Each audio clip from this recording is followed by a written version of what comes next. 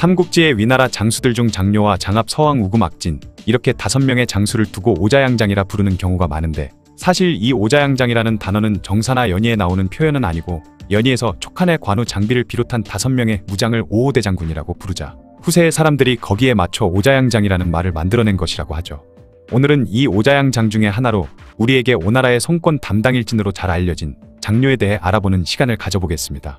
장묘는 한무제 때 있었던 서빌이라는 인물의 후예인데, 이 서빌은 과거 흉노의 선우를 속여 성을 바치겠다며 거짓으로 항복을 하고는 오히려 흉노를 공격했던 적이 있었기 때문에 장묘는 흉노의 원한을 피하기 위해 자신의 성을 섭씨해서 개명했다고 하죠. 젊은 시절 장묘는 남다른 무력을 가지고 있어 병주자사인 정원의 눈에 들게 됩니다. 장묘의 능력을 높게 산 정원은 그에게 군을 이끌고 수도로 가게 했고, 이후 하북으로 가서 하진이 내린 명령대로 병사들을 모집하던 장묘는 다시 수도로 돌아온 후 하진이 죽자 군을 이끌고 동탁의 밑으로 가게 되죠. 동탁이 죽은 후에는 여포의 아래에서 기도위 벼슬을 하게 되었는데, 여포군 시절에는 장묘의 활약상이 거의 없다시피 했으며 조조에게 항복할 때도 연의에서는 주인을 배신하느니 차라리 죽이라며 호통을 치지만, 실제로는 조조가 합의해서 여포에게 승리하자 자신의 병사를 이끌고 조조에게 항복했다는 기록이 전부라고 하네요. 관우가 조조에게 부탁을 해가며 장묘를 살렸던 것도 모두 창작이라는 소리죠. 다만 관우가 조조에게 항복했을 때 조조가 장묘를 시켜 관우의 마음이 어떤지 떠보았다는 일화는 실제 있었던 일로 관우와 장묘가 친분이 있었던 것은 사실로 보입니다. 200년에는 서주의 동해군에서 과거 장패와 함께 여포를 따랐던 창이라는 인물을 하우연과 함께 공격하는 임무를 맡았지만 몇 달 동안이나 성을 함락시키지 못하면서 슬슬 군량이 떨어져가는 중이었죠. 때문에 성을 포기하고 물러나자는 의견이 나왔지만 장묘는 자신이 며칠 전 순찰을 돌다 창의와 눈이 마주쳤는데 그에게는 자신을 공격할 생각이 없었던 것으로 보였고, 창의의 심리 상태도 매우 불안해 보였다고 주장했습니다. 이후 혼자서 성 아래로 가서 창의를 불러낸 장묘는 그를 설득해 조조에게 항복하도록 만드는 공을 세웠지만, 뒤늦게 이 사실을 알게 된 조조는 장묘가 혼자 적군의 진영으로 간 것은 매우 위험한 일이었다며 그를 꾸짖었다고 하네요. 조조에게는 창의 같은 인물보다 장묘가 훨씬 중요한 장수였기 때문이겠죠. 관도대전이 일어났을 때 원소가 알량을 보내 백마를 공격하자 조조는 관우와 장묘를 선봉으로 삼아 알량을 공격하게 했고, 이때 관우와 함께 활약한 장묘는 이후로도 계속 공을 세워 비장군으로 승진합니다. 원소가 죽은 후 장묘는 조조를 따라 여양에서 원담과 원상을 토벌했고 본거지인 업성을 공격했지만 워낙 수비가 튼튼한 데다 원상이 죽기 살기로 버텼기 때문에 결국엔 성을 함락시키는데 실패하면서 조조는 허창으로 돌아갔고, 장묘는 악진과 함께 업의 옆 동네인 기주 위군 음안현을 함락시킨 후 그곳에 백성들을 황하강 이남의 지역으로 이주시켰죠. 이후 다시 업성을 침공하는 조조를 따라 업을 함락시키는데 성공한 장묘는 기주 조국과 조운의 고향인 상산군을 점령하고, 조조가 청주의 원담을 격파할 때도 그의 곁에서 공을 세웠다고 합니다.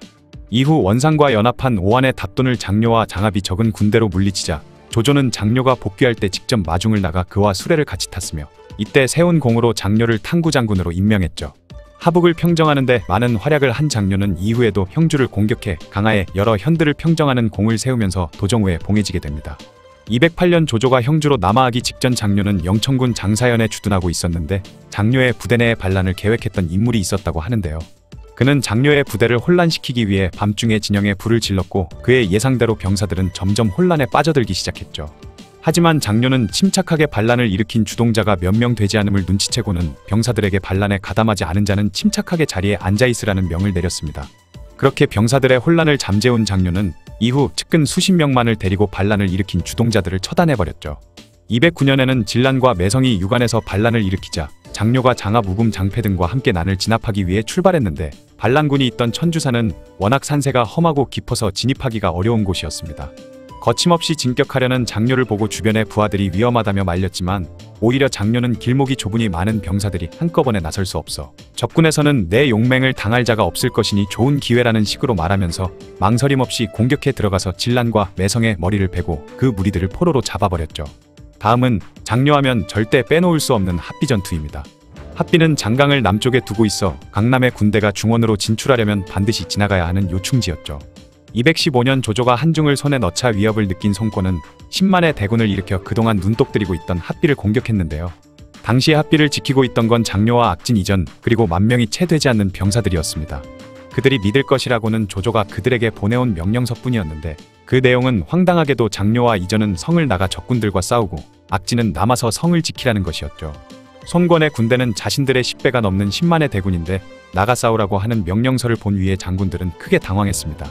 장료는 조조의 명령대로 성을 나가 싸우려고 했지만 악진과 이전은 자신들보다 나중에 조조의 밑으로 들어온 장료가 그들보다 더 높은 평가를 받는데 불만을 가지고 그를 질투하고 있었기 때문에 장료의 말을 듣고도 별다른 반응을 보이지 않으며 침묵했다고 하죠. 그러자 장료는 크게 화를 내며 자신은 오직 나라의 위기를 해결할 생각뿐인데 공들은 이 순간에도 개인적인 감정을 앞세워야겠냐고 호통을 쳤죠.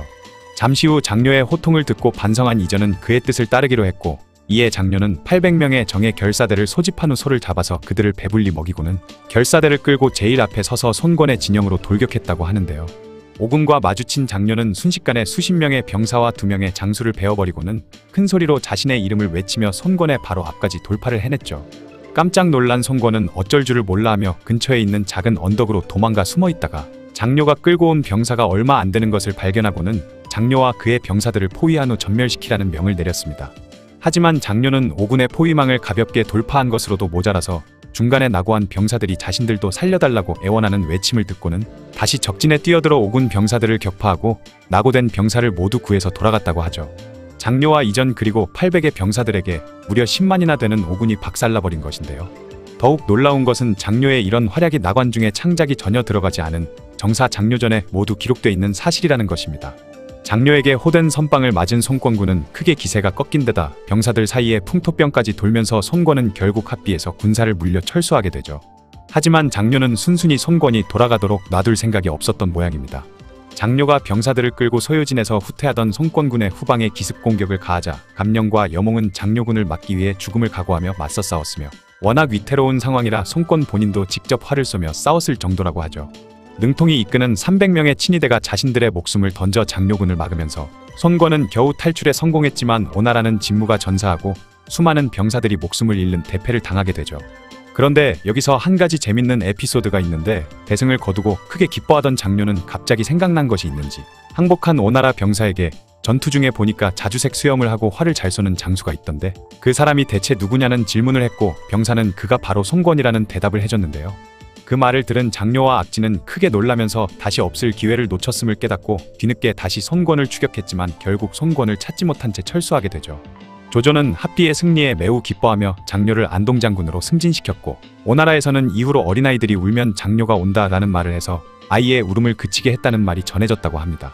오죽하면 이릉대전 직후인 222년에 조비는 오나라를 견제하기 위해 몸이 좋지 않던 장료를 해릉으로 보내 장강 근처에 주둔하도록 했는데, 그 소식을 들은 손권은 매우 두려워하며 장료가 비록 병들었다고 하지만 절대 쉽게 대적할 만한 자가 아니니 신중하게 대처하라는 엄명을 내리기도 했죠. 그렇게 손권과 오나라에게 커다란 두려움을 안겨준 장료는 222년에 병이 깊어져 결국 강도에서 생을 마감하게 됩니다. 오늘 이야기의 주인공은 위나라의 대표적인 명장 중 하나인 장합인데요. 연희에서는 삼국지에서 무력이 뛰어나기로 이름 높은 장수들과 1대1 대결에서 무려 수십 합을 겨루는 용맹한 인물로 각색됐지만, 정사의 내용을 살펴보면 사실 장합은 무력이 뛰어난 맹장은 아니며 오히려 그는 유능한 지휘관이자 지력이 뛰어난 장수임을 알 수 있죠. 그렇다면 장합은 대체 어떤 장수였는지 지금부터 자세히 알아보겠습니다. 장합의 자는 준해이고 기주 하강군 막현 사람이며 그가 언제 태어났는지는 정확히 알 수가 없다고 하죠. 장합은 후한말 황건적이 날뛰기 시작할 때 황건적을 진압하는 군을 모집하는 데 지원하면서 한복의 아래로 들어가게 됩니다. 이후 한복 밑에서 연달아 황건적을 토벌하며 공을 세우던 장합은 한복이 원소에게 기주를 넘기자 자신이 이끌던 군대를 거느리고 원소에게 투항했죠. 기주를 손에 넣은 원소는 한복이 주인으로 있던 시절부터 계속해서 기주를 노리던 공손찬과 본격적인 충돌을 시작하게 되었고, 이후 역경루 전투에서 원소가 최후의 승리를 거둘 때까지 장합은 원소 밑에서 많은 공을 세우면서 영국 중랑장의 자리에까지 오르지만, 그가 다른 군주를 모시다 항복한 장수라는 이유 때문에 원소에게 큰 신임을 받지 못했으며 원소의 다른 부하들도 장합을 견제했다고 하네요. 하북 일대를 평정한 원소가 조조를 치기 위해 군대를 출격시키려 했을 때도 장합은 조조와 정면으로 맞붙는 대신 은밀히 기병을 보내 조조가 다스리는 지역의 남쪽 부분을 기습하자는 의견을 냈지만 원소는 이를 받아들이지 않았습니다. 관도에서 조조의 군대와 오랜 시간 대치하던 도중 원소가 순우경이라는 장수에게 군량을 쌓아둔 오소를 지키게 하는 일이 있었는데, 그 사실을 알게 된 조조는 병사들을 끌고 오소를 습격했죠. 오소가 공격받고 있다는 소식을 들은 장합은 원소에게 조조군 정예 병의 위력이 강하니 순우경이 이를 막지 못할 가능성이 높으며 그곳이 함락되면 우리 군이 위험해지니 급히 군사를 끌고 가서 오소를 구해야 한다고 주장했습니다. 반면 곁에 있던 원소의 책사 곽도는 장합의 계책대로 하는 것보다는 오히려 비어있는 조조의 본진을 공격하자고 주장했죠. 이때 원소는 확실하게 결단을 내리지 못하고 병사를 둘로 나눠 순우경을 구원하는 것과 조조군의 본진을 공격할 것을 동시에 지시했는데요. 그렇게 병사들이 나뉘면서 전력이 집중되지 못한 탓인지 원소군은 조옹이 지키는 조조군 본진을 함락시키지 못했고, 반대로 조조는 순우경이 지키고 있던 오소를 점령하는 데 성공했습니다. 그렇게 원소군이 대패를 하자 곽도는 원소에게 장압이 우리 군이 패한 것을 크게 기뻐했다며 그를 모함했죠. 그 소식을 들은 장압은 화난 원소가 자신을 해칠까봐 두려워하다가 결국 병사들을 끌고 조조에게 항복을 하게 됩니다. 조조는 장압이 항복했다는 소식을 듣자 매우 기뻐하며 그를 편장군에 임명하고 도정우에 자기를 내렸죠. 장압은 조조의 아래에 들어간 뒤 조조를 따라 업을 공격해 함락시키는데 공을 세웠으며, 발해군에서는 원담을 공격한 후 단독으로 군대를 이끌고 유주의 어양군 옥노연을 포위해 섬멸하기도 했습니다. 이후 원상과 원희가 버티고 있던 유성을 토벌할 때에는 장료와 함께 대군의 선봉이 되었고, 백랑산 전투에서 적군을 격파하는 데 큰 공을 세우면서 평적장군으로 승진했죠. 하북이 평정된 이후에는 진란과 매성의 반란을 장료와 함께 진압하기도 했습니다. 조조가 마초 한수 연합군과 싸웠던 동관전투에서는 조조군이 강을 건너던 도중 마초의 습격을 받는 일이 있었는데, 병사들은 물론 조조마저 혼란에 빠져 아무것도 하지 못하고 있을 때 장압이 침착하게 나서서 조조를 배에 태우며 피신시켰다고 하네요. 이후 조조군이 황하를 건너는데 성공하자 장압은 서왕과 함께 마초와 한수군을 위수 남쪽에서 격파하고 양추에 항복을 받아내는 공을 세웁니다. 동관전투에서 패배한 마초는 양주로 달아났다가 그곳에서도 부하들에게 배신을 당하며 한중의 장로 밑으로 가게 되죠. 이후 장로에게 군대를 받은 마초는 북쪽으로 진군의 기산을 포위해버렸는데, 이때 장압이 5천의 병사를 끌고 마초군과 붙어 대승을 거두게 됩니다. 이후 한중의 장로를 물리치는데도 큰 공을 세운 장압은 그동안의 공로를 인정받아 한중을 수비하는 임무를 맡게 되었죠. 이후 장압은 군사들을 끌고 파서와 파동 지역을 점령한 후 그곳의 백성들을 모두 한중으로 옮기라는 명을 받게 되었고, 유비는 파서태수 장비를 보내 장압과 맞서게 했습니다. 장압은 장비보다 먼저 높은 지대를 선점하면서 기선을 제압하는 듯했지만, 장비가 장압군에게 가는 보급로의 길목을 막아버린 후 1만 명의 병사들을 끌고 새끼를 통해 장압의 부대를 기습하면서 혼란에 빠진 장압군은 크게 패했고, 장압은 말까지 버린 채 부하들과 함께 산을 타며 겨우 도망치는 데 성공했다고 하죠. 그렇게 장비에게 뼈아픈 패배를 당했음에도 장압은 이후 광석이라는 지역에서 유비가 이끄는 정예 병 1만의 야간 기습을 잘 막아내는데 성공했지만, 얼마 후 하우연이 유비에게 목숨을 잃으면서 양평으로 물러날 수밖에 없었습니다. 총대장이었던 하우연을 잃고 위나라 병사들이 혼란에 빠져 있을 때 하우연의 사마였던 곽회가 나서서 지금의 위급한 사태는 오직 장압만이 해결할 수 있다며 추천한 끝에 장압이 군의 우두머리 자리에 올랐고, 이후 혼란에 빠진 병사들을 빠르게 안정시키는 데 성공하면서 조조도 이런 장압의 공을 인정해 장안에서 사자를 파견해 그에게 가절을 내렸다고 하네요. 조조가 죽고 조비가 위왕에 오르자 좌장군의 자기를 받은 장압은 조진과 함께 반란을 일으킨 안정군의 동강족들을 토벌했습니다. 이릉대전에서 초기 크게 패하자 조비는 세 갈래 길로 대군을 일으켜 오나라를 공격했고, 장압은 이때 하우상을 따라 조진과 함께 강릉을 공격했는데, 손권이 강릉을 구원하기 위해 손성이라는 장수를 보내자 장압이 병사들을 이끌고 손성을 공격해 그의 부대를 격파해버리는 등 계속해서 크고 작은 공을 세웠죠. 228년 1차 북벌을 시도한 제갈량이 기산으로 출격해오자 장압은 가정에 있는 촉군을 공격했는데, 이때 가정을 지키고 있던 장수가 바로 마속이었습니다. 연희에서는 사마이가 가정을 함락시키는 것으로 나오지만, 사마이는 이때 북벌에 참여하지도 않았으며 실제로 전투를 벌인 것은 장압이었죠. 장압은 과거 장비에게 패배했을 때 당했던 방식 그대로 가정에 있던 촉군의 보급로를 끊어 적들의 사기를 떨어뜨린 뒤 지친 촉군을 공격해 가정을 점령하는 데 성공하게 됩니다. 과거의 굴욕을 밑거름 삼아 중요한 전투에서 써먹은 것을 보면 장압이 굉장히 사고가 유연한 사람이라는 것을 알 수 있죠. 장압의 승리 덕분에 위나라는 천수와 남한 안정의 3군을 얻는 데 성공하게 되는데요. 2차 북벌 때는 제갈량이 기산이 아닌 진창을 기습하자 깜짝 놀란 조회는 급히 형주에 있던 장압을 수도로 불러들였죠. 진창까지 가려면 시간이 걸릴 것을 걱정한 조회는 장압을 은근히 독촉했지만, 제갈량에게 군량이 부족한 것을 이미 짐작하고 있던 장압은 태연한 말투로 신이 계산해보니 제갈량의 군량은 10일치도 되지 않는 듯 보입니다. 우리 군이 도착하기도 전에 제갈량은 이미 달아났을 것이니 걱정하지 마시옵소서 라며 조회를 안심시켰습니다. 자치통감에 따르면 실제로 장압이 진창에 도착하기도 전에 제갈량은 병사들을 퇴각시켰다고 하네요. 이때 제갈량의 의도는 정말로 진창을 함락시키는 것보다는 관중을 직접 치는 척하면서 옹과 양주를 손에 넣기 위한 페이크였다는 의견이 많지만, 어쨌든 장압이 제갈량을 물러나게 한 것은 사실이었기 때문에 그 공으로 장압은 수도에 돌아와 정석어기 장군에 임명되었습니다. 4차 북벌 때 제갈량이 또다시 기산으로 출병하자 조회는 사마이에게 조서를 내려 장수들을 이끌고 제갈량을 막을 것을 지시했죠. 사마이가 군사들을 이끌고 기산으로 진격할 때 그를 따라간 장압은 병사들을 나눠서 옹성과 미연을 지키자고 했지만 사마이는 만약 우리 부대 하나가 혼자서 제갈량을 상대할 수 있다면 장압의 말대로 하는 게 좋겠지만 지금 상태로는 그게 불가능하다면서 병사들을 나누지 않은 채 기산으로 진군을 계속했다고 합니다. 그런데 사마이는 제갈량을 상대로 섣불리 싸움을 거는 것은 좋지 않다고 생각했는지 제갈량이 아무리 싸움을 걸어도 그저 중요한 길목을 지키기만 할 뿐 싸움에 응하지 않았다고 하죠. 그러자 장압은 사마이에게 저들이 계속 싸움을 걸어와도 우리가 응하지 않았으니 저들은 분명히 우리가 싸움을 피한 채 시간을 벌려 한다고 생각하고 있을 것입니다. 이럴 때 병사들을 나누어 기습부대를 만들어서 그들의 뒤를 공격할 것처럼 꾸미면 군량이 부족한 제갈량은 위험을 피하기 위해 후퇴할 것입니다. 라는 의견을 냈죠. 하지만 그럼에도 사마이는 장압의 의견을 따르지 않고 싸우려 하지 않았기 때문에 가허나 위평 등의 장수들까지 위나라가 천하의 웃음거리가 되겠다며 사마이를 비난했습니다. 위군의 사기가 계속해서 떨어지는 걸 느낀 사마이도 더는 버티지 못하고 병사들을 나눠 장압에게는 왕평을 공격하게 하고 자신은 제갈량과 직접 맞붙었지만 사마이는 제갈량이 보낸 위원과 고상의 부대에게 패배를 당했고 장압 또한 왕평을 이기지 못하면서 위군은 상귀지역으로 후퇴하게 되는데요. 그렇게 상황이 점점 촉한에게 유리하게 흘러가는 듯 했지만 총나라의 이엄이 장마로 인해 군량을 제때 보내지 못하면서 제갈량은 결국 병사들을 후퇴시킬 수밖에 없었습니다. 적들이 물러나는 것을 본 사마이는 장압에게 추격을 명했지만 장압은 천하의 제갈량이 아무런 대비 없이 그냥 물러날 리 없다며 추격을 반대했죠. 하지만 사마이는 장압의 의견을 무시한 채 그에게 추격을 명령했는데 장압의 생각대로 제갈량은 추격군을 대비해 이미 함정을 파놓은 상태였습니다. 제갈량은 적군이 추격해올 것으로 예상되는 길목에 미리 수천의 강로를 준비시켰다가 장압이 모습을 드러내자마자 동시에 강로를 발사시켰고 쏟아지는 화살비 속에서 장압 또한 오른쪽 다리에 화살을 맞아 과다출혈로 목숨을 잃게 됩니다. 연의에서는 사마이가 추격을 말리는데도 장압이 끝까지 고집을 부리다가 목숨을 잃지만 실제 역사에서는 정반대의 상황이 펼쳐졌던 것이죠. 삼국지연의와 정사에서 장압이 참여했던 전투나 전공 기록은 대부분 비슷하지만 그가 실제로 전쟁터에서 싸우는 스타일에는 많은 차이가 있다고 합니다. 연의에서 장압은 장료나 마초 조운 등의 장수와 맞설 수 있을 만큼 무력이 뛰어난 장수지만 실제 장압은 저 장수들과 싸운 기록이 없으며 그의 무력이 뛰어나다는 기록도 없다고 하죠.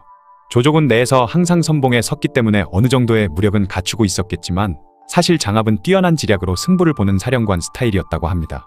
천하의 유비 또한 한중공방전에서 장압을 높게 평가했고 제갈량도 장압이 진영을 잘 세워서 상대하기 두려운 장수라는 말을 하기도 했죠. 장압이 단독으로 부대를 끌고 공을 세운 일은 그리 많지 않지만 그는 중요한 전장에서 조조나 장료, 서왕, 우금 등 위나라의 다른 인물들과 함께 서로 협조하며 작전을 세워 군대를 승리로 이끄는 능력이 워낙 뛰어났기 때문에 수없이 많은 전공을 세우며 위나라 최고의 명장 중 한 명으로 평가받게 되었다고 하네요. 정사 삼국지에서 진수는 위나라에서 조조를 도와 공을 세운 무장들 중 장료와 악진, 우금, 장압, 서왕 이렇게 5명이 으뜸이었다고 말했고 후세의 중국인들은 이들에게 오자양장이라는 호칭을 붙였죠. 하지만 이들 중에서 오늘 이야기의 주인공인 악진은 최고의 공을 세웠지만 다른 장수들에 비해 기록이 별로 남아있지 않기 때문에 제대로 된 평가를 받지 못하고 많은 손해를 보게 된 장수라고 하는데요. 그렇다면 악진은 대체 어느 정도의 장수였는지 지금부터 한번 알아보겠습니다.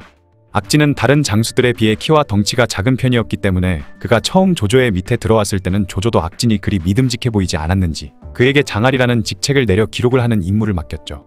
하지만 머지않아 조조는 악진의 능력을 확인할 수 있었습니다. 악진은 뛰어난 무력과 배짱을 앞세워 연주에서 여포와 싸울 때 선두에서 공을 세웠고 조조가 안중에서 장수를 격파할 때 그리고 합의에서 여포를 사로잡을 때도 활약했으며 패연에서 유비를 상대로도 승리하는 등 계속해서 자신의 능력을 증명했죠. 이후 관도대전에서는 우금과 함께 병사들을 이끌고 원소군의 진영을 습격해 수천 명의 병사를 죽이거나 사로잡았으며 20여 명이나 되는 원소의 장수들에게 항복을 받아냈습니다.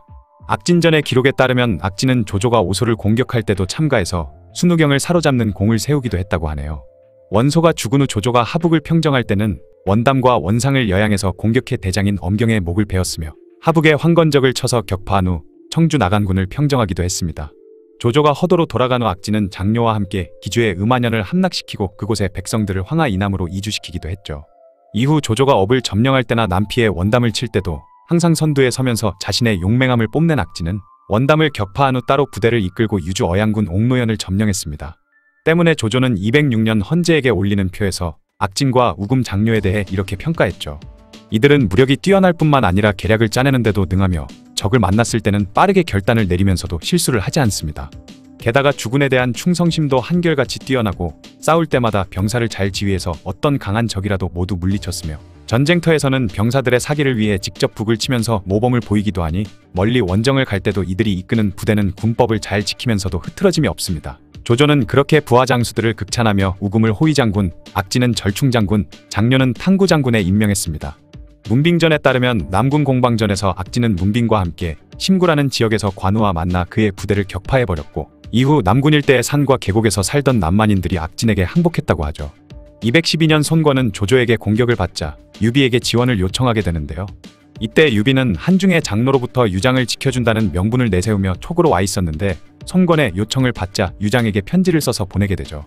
유비는 유장에게 만약 조조가 손권에게 승리한다면 형주를 통해서 익주로 쳐들어올 가능성이 매우 높다고 볼 수 있다. 반면에 장로는 한중에 틀어박혀서 움직일 생각을 하지 않고 있기 때문에 지금으로서는 장로보다 조조를 막는 것이 훨씬 급한 상황이니 우선 형주로 가서 조조를 막겠다고 전달하며 병사 1만과 보급물자를 부탁했죠. 이때 편지의 내용 중에는 위나라의 장수 악진이 청리에서 관우와 서로 대치하고 있는 중인데 만약 자신이 지금 가서 관우를 구원하지 않으면 악진이 반드시 이길 것이라는 내용도 있었습니다. 사람 보는 눈이 정확하기로 소문난 유비가 만약 악진과 관우가 다시 붙으면 악진이 이길 것이라는 놀라운 평가를 내린 것인데요. 물론 유비가 유장에게 그런 편지를 쓴 것은 그만큼 사태가 위급하다는 걸 강조하기 위해서였기 때문에 자신이 가지 않으면 관우가 패배할 거라는 식으로 말한 것일 확률이 높지만 어지간한 장수 같았으면 천하의 관우가 패할 거라는 말 자체를 믿지 않았을 테니 당시 유비와 유장 세력에도 악진이 얼마나 뛰어난 장수인지 잘 알려져 있었다는 증거가 되겠죠. 다만 기록으로 봤을 때 청리에서 관우와 악진의 전투가 실제로 벌어지지는 않은 것 같고 서로 대치하며 눈치만 보다가 악진이 합비로 이동했을 가능성이 높다고 합니다. 유수구에서 손권과 전투를 벌인 조조는 허도로 돌아가면서 악진과 장료 이전을 남겨 요충지인 합비를 지키게 했는데요.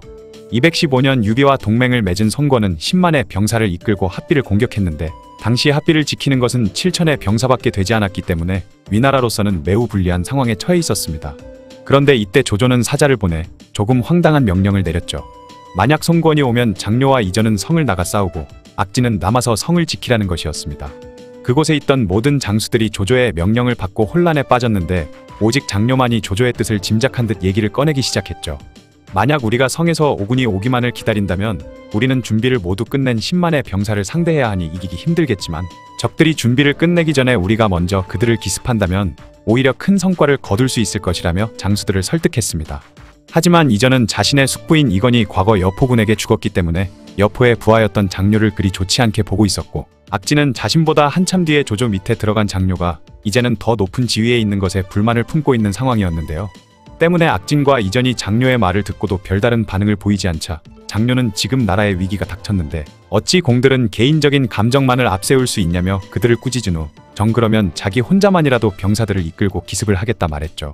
장료의 말을 듣고 뒤늦게 정신을 차린 악진과 이전이 장료를 도와 싸우면서 합비전투는 위나라의 대승으로 끝나게 됩니다. 이후 악진은 그때까지 세운 공을 인정받아 조조에게 500호나 되는 시급을 받고 우장군의 직위를 받게 되죠.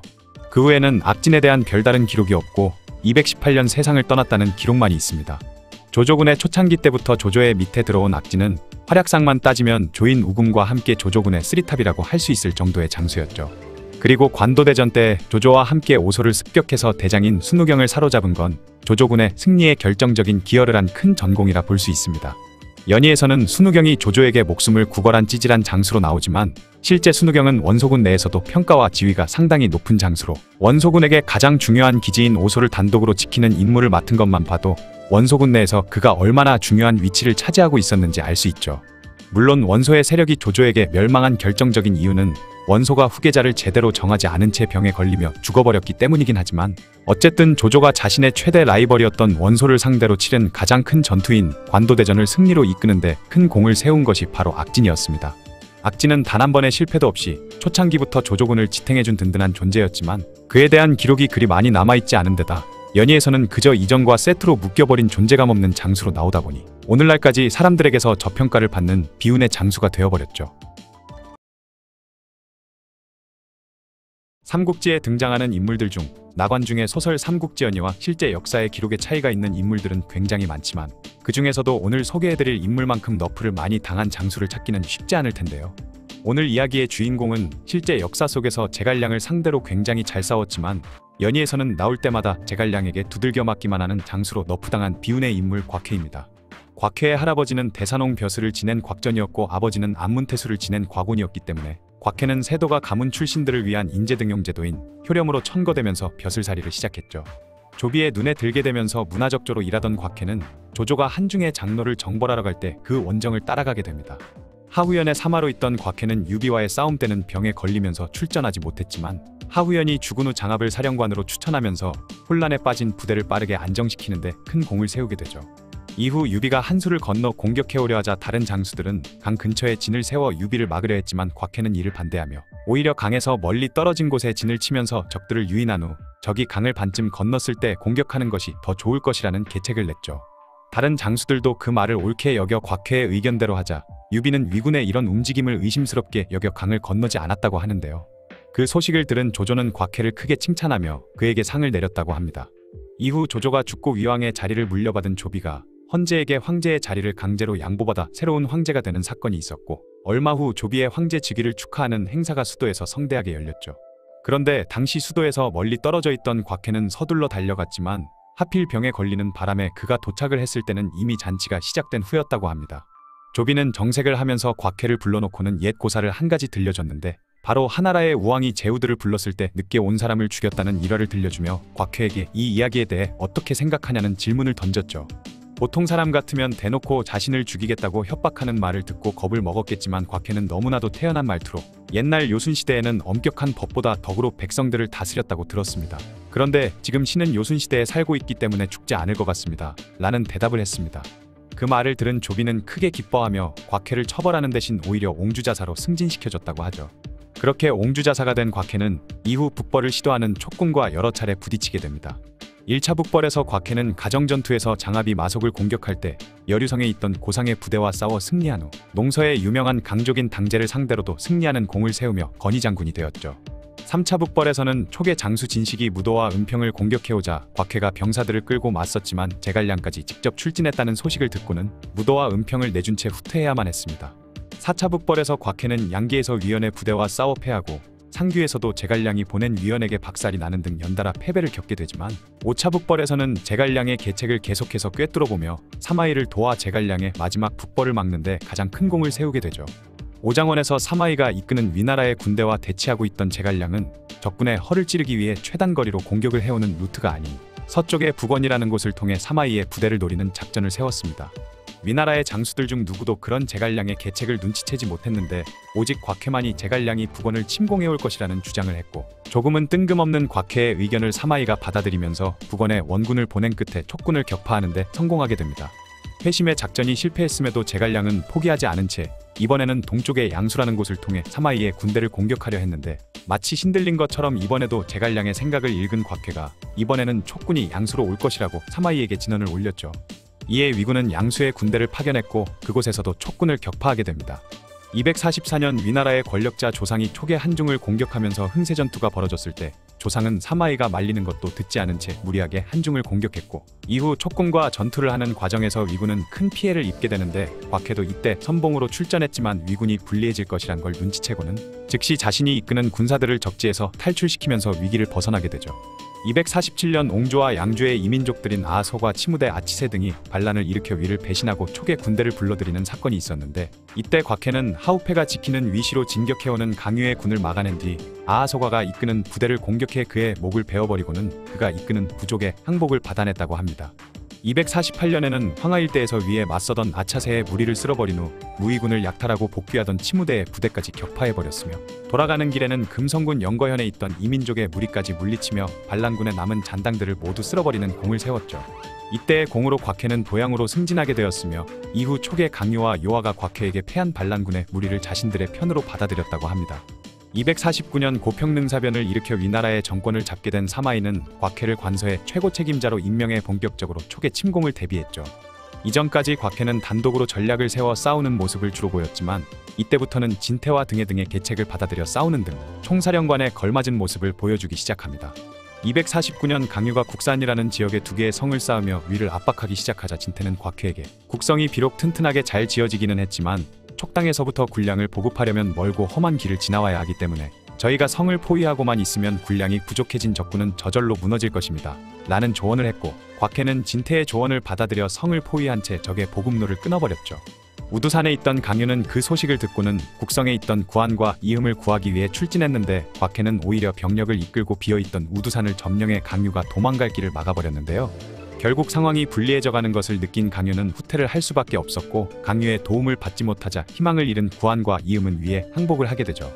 그렇게 곽해는 30년이라는 긴 세월 동안 관중에서 이민족과 촉군을 물리치고 한편으로는 문제없이 백성들을 잘 다스린 공을 인정받아 거기장군의 직위를 받았으며 3,000호에 가까운 시급까지 하사받았다고 합니다. 251년에는 왕릉이라는 인물이 반란을 일으켰다가 사마이에게 토벌되었는데 하필이면 곽해의 부인이 바로 이 왕릉의 누나였기 때문에 역적은 삼족을 모두 멸하던 그 시대의 분위기상 위에 조정에서는 곽해의 부인을 잡아가기 위해 사람을 보내왔죠. 이때 곽해의 부하들을 비롯해 곽해의 아래에 있던 수많은 강족과 호족의 우두머리들이 곽해를 찾아와 머리를 조아리며 위나라 조정의 부인을 용서해달라는 상소문을 올려줄 것을 청했지만 곽해는 그들의 청을 거절한 채 부인이 끌려가는 것을 지켜봤다고 합니다. 그런데 조정에서 나온 사람들이 곽해의 부인을 끌고 가려 하자 수많은 백성들이 눈물을 흘리고 분노하면서 그녀를 데려가지 못하게 막으려 했죠. 곽해의 5 아들들 또한 아버지를 찾아가 머리를 바닥에 찧어 피를 철철 흘려가면서까지 곽해에게 청을 올리면서 결국 곽해도 더 이상 사람들의 청을 거절하지 못하고 병사들을 보내 위해 수도로 끌려가는 부인을 되찾아오라는 명을 내렸습니다. 수천 명의 기병이 즉시 추격을 해서 곽해의 부인을 다시 모시고 돌아오자 곽해는 사마이에게 아내를 살려줄 것을 부탁하는 편지를 보냈죠.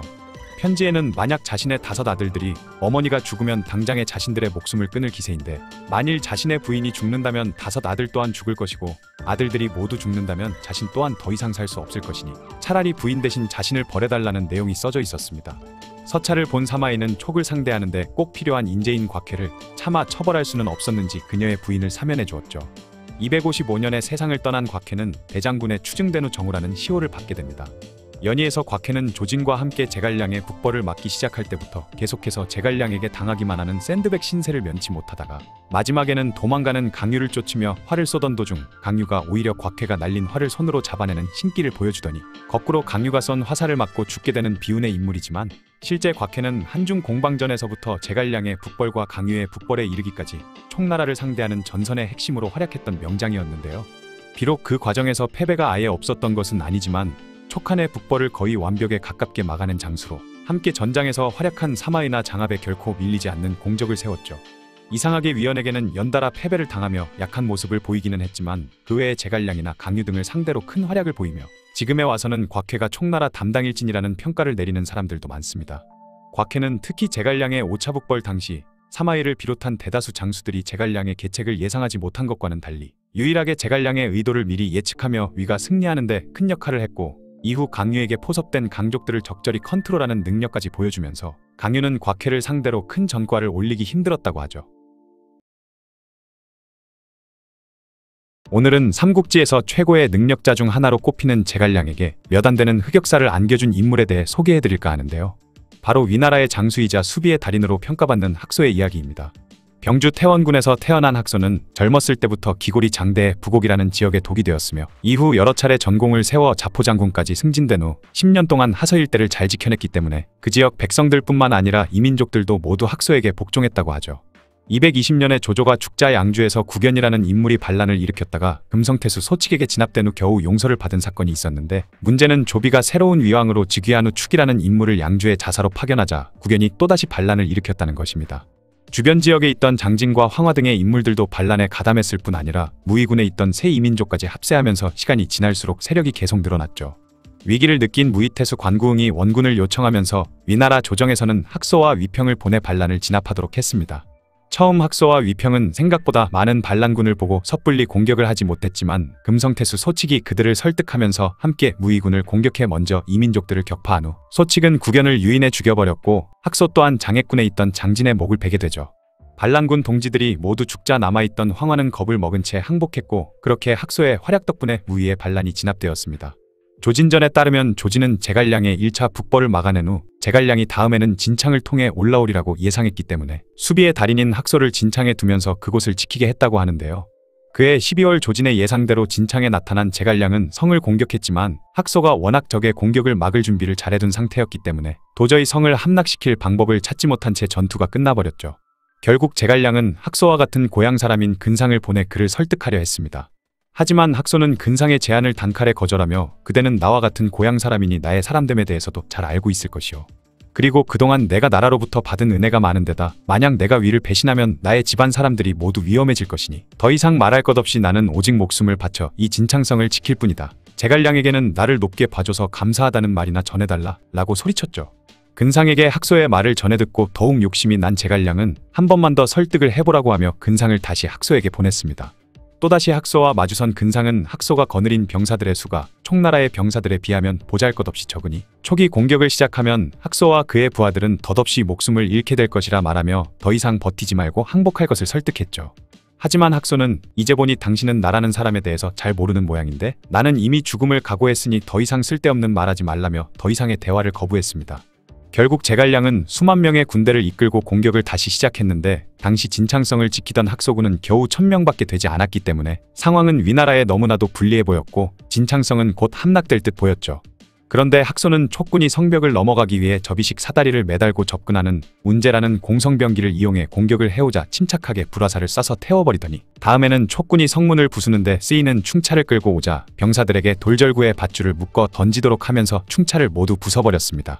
그렇게 연달아 공격에 실패한 제갈량은 이번에는 정난이라는 공성병기를 끌고 왔는데 정난은 성벽보다 더 높게 마치 탑처럼 만들어 놓은 건물 위에서 성벽 위에 있는 적군에게 화살을 쏘도록 만들어진 무기였죠. 촉군은 정난 위에서 활을 쏘면서 성벽이 위군을 견제하는 동시에 흙으로 산을 쌓아서 성벽 주변에 만들어 놓은 참호를 메워버리고 성벽을 오르려고 했지만 학소는 성 안에 두 겹으로 된 담장을 쌓아 또 다른 임시 성벽을 만들어내면서 겨우 성을 넘는데 성공한 촉군을 절망에 빠뜨려 버렸습니다. 과거 공손찬이 지키는 역경루를 원소가 함락시켰던 이를 따라한 것인지 제갈량이 이번에는 땅굴을 파서 진창성을 기습하려 했지만 학소는 미리 성 안에 가로로 길게 땅을 파놓으면서 만약 촉군이 몰래 땅굴을 파고 들어오더라도 그들의 모습이 바로 들켜버리도록 해버렸죠. 이렇게 학소는 20일에 가까운 시간 동안 수십 배나 더 많은 제갈량의 군대를 잘 막아내면서 제갈량의 북벌 소식을 듣고 조진이 곧바로 보낸 위나라의 비호를 시작으로 형주에서 중앙군을 이끌고 밤낮으로 달려나온 장압과 왕상의 원군이 도착할 때까지 진창성을 지켜내는데 성공하게 됩니다. 그렇게 학소에게 막혀버린 제갈량은 결국 아무런 성과를 내지 못한 채 퇴각했고 학소는 천하의 제갈량을 훌륭히 막아낸 공을 인정받아 관내 후에 봉해졌죠. 이후 조예는 수도로 돌아온 학소를 직접 불러내 그의 업적을 칭찬한 후 앞으로 학소를 중요하게 쓸 것을 약속했다고 하는데요. 하지만 어쩌면 그 후로 최고의 전성기를 보낼 수도 있었던 학소는 수도로 돌아온 지 얼마 되지 않아 병에 걸리며 세상을 떠났다고 합니다. 학소는 죽으면서 아들인 학계에게 유언을 남겼는데 그 내용이 조금 특이했죠. 나는 장수로 평생을 살았지만 그것이 그리 좋은 일만은 아니었던 것 같다. 그리고 내가 적과 싸울 때 화살이 떨어지면 어쩔 수 없이 남의 무덤을 파헤쳐 그곳에 있던 돌과 나무를 꺼내 싸움 도구로 쓴 적이 많았는데 그런 것을 생각하면 죽은 뒤 장례를 성대하게 치르는 것이 죽은 자에게 무슨 소용이 있겠는가 싶은 생각이 드는구나. 그러니 너는 내 장례를 화려하게 치를 필요 없이 평소 입던 옷을 입혀 염하거라. 사람이 살아있을 때나 어디에 사는지가 중요하지 죽은 뒤에 어디에 어떻게 묻히는지가 뭐가 그리 중요하겠느냐. 연희에서 학소는 출신 지역이 농서로 바뀌기는 했지만 진창에서 제갈량에게 패배를 안기는 장면은 똑같이 나옵니다. 정사에서의 제갈량은 군대를 통솔하는 능력보다 재상으로서 나라를 다스리는 능력을 더 높게 평가받는 데 비해서 연희에서의 제갈량은 그야말로 패배를 모르는 완벽한 지휘관에 가까운데 그런 제갈량이 이끄는 부대를 상대보다 훨씬 적은 병력으로 완벽하게 막아냈으니 어쩌면 연희에서의 학소의 활약이 더 뛰어나 보일 수도 있는데요. 때문에 총나라를 응원하며 삼국지를 읽었던 사람들 중 천하의 제갈량의 공격을 별로 유명하지도 않은 학소라는 장수가 막아내는 것을 보고 엄청난 충격을 받은 사람들이 많았다고 하죠. 그런 임팩트 때문인지 그리 많은 곳에 등장하지는 않았지만 학소의 이름을 알고 있는 사람들이 생각보다 많다고 합니다. 연희에서는 진창성을 점령하는데 실패한 제갈량이 몇 년 후에 진창성을 다시 공격했을 때 병에 걸려 누워있던 학소가 적이 쳐들어왔다는 소리를 듣고 놀라서 죽었다는 이야기를 포함시켰는데 이것은 완벽한 패배를 당한 제갈량에게 복수할 무대를 만들어주기 위해 나관중이 지어낸 얘기라고 하죠. 실제로는 제갈량이 진창성을 다시 공격한 적은 없었으며 학소는 진창성을 지킨 공으로 여루에 오른 후 짧지만 편한 삶을 보내다 아들에게 유언을 남긴 다음 사망했다고 하네요.